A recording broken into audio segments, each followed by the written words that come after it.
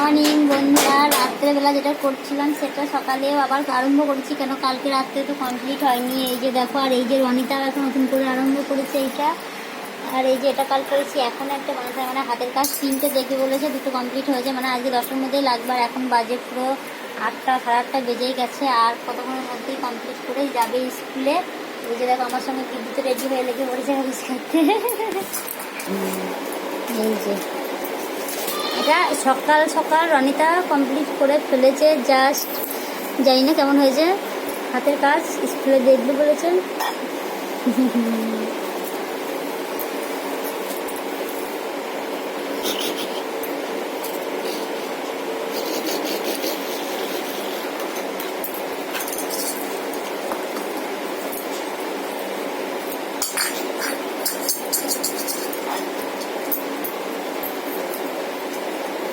Heavy cool car!